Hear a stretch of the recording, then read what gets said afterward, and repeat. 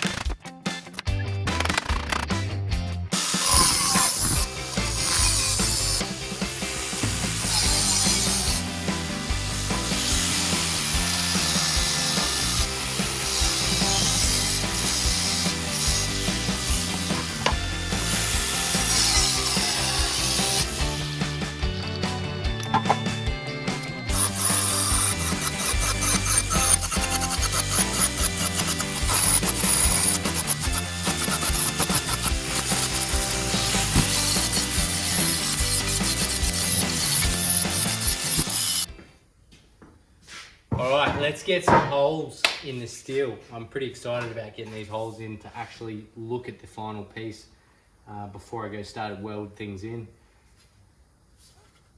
Yeah, so far the panel is coming out really nice. I'm pretty happy with it, if not better than the bottom of the door. I did this in one piece, not two, which is really cool. I'm gonna use a step drill for this one, only because I have a variance of different size holes. So I'm going to use the original one here with some verniers and just measure out actually how big these holes are. You get that picture. Yeah, quick talk about the new drill press in the shed. I'm pretty happy about this. Picked this one up from Hare & Forbes Machinery. It's the BD 360. It's got a 16mm chuck in it. Very standard chuck, but I'm doing very standard work. It's not over the top. I did go out and again from Hare & Forbes pick up a cross vise, which works wonders. So I'm pretty happy about that. Yeah, absolute awesome investment, guys. Get a drill press because you can make a lot of cool things with them, and you can definitely make some nice, straight, decent holes in steel, wood, whatever, plastic. Let's get these holes put in and see what this panel looks like.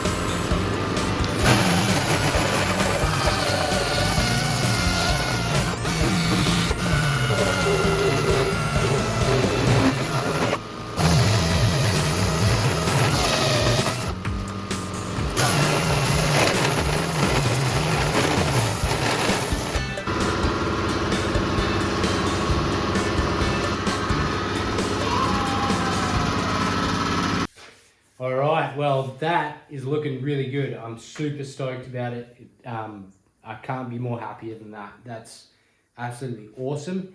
Now, as I was noting earlier on in this video about these small bits that are really good reference guides to where things should be and lie and all that. This little piece here is hanging on by a thread, but I'm really grateful it is, because it's definitely given me that corner reference that I need. So I've put the bottom section on, and I've just done some Sharpie lines about where I'm going to trim this piece off. I'm not trimming this one, trimming the outside, trim that one off, and then it should weld up pretty good and get a nice little corner weld there. I do need to trim off this side so this piece actually sits in where it should do. Other than that, it's looking really good. I'm really happy with it. Let's get trimming, and we'll weld this bottom section in.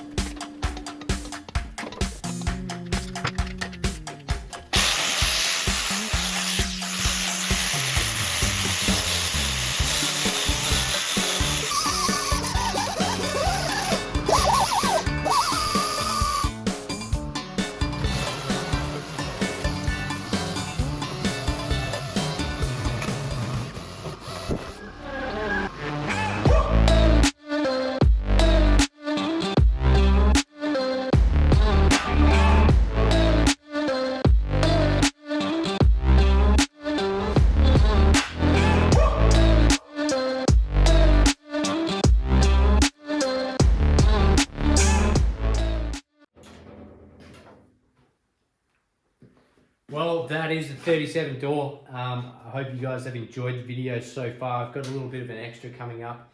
But yeah, overall this has come out really nice, happy with it. Put a lot more strength back in that inner structure to this door, which happy about. I'm going to throw this one aside, bring up a HZ door. We'll have a close look at this corner. Appreciate Chris Ben for leaving a comment about it.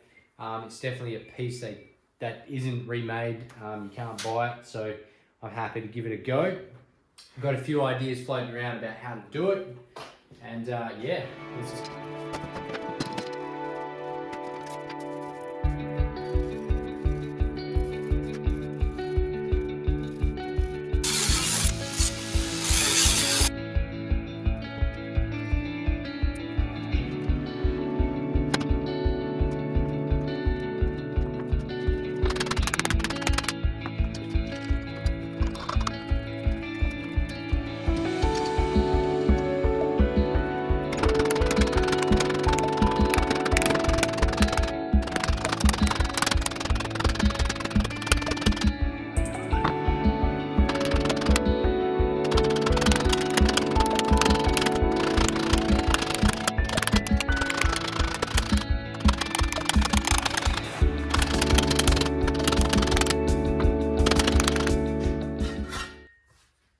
Alright, so that looks pretty rough at the moment, but it's definitely a good starting point.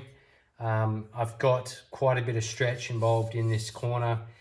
I've kept my lip pretty flat. Now, I did leave this lip quite big, only for these forms to really clamp onto something and keep things flat and straight.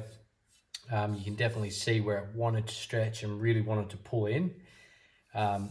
There's just little ripples and warps through the flat parts, but I've got a lot of stretch into this part, which is what I want. Now I'm going to trim off these edges to just the exact size those lips are. That's going to give me a little bit more play if it needs to be. And yeah, so far it's looking pretty good.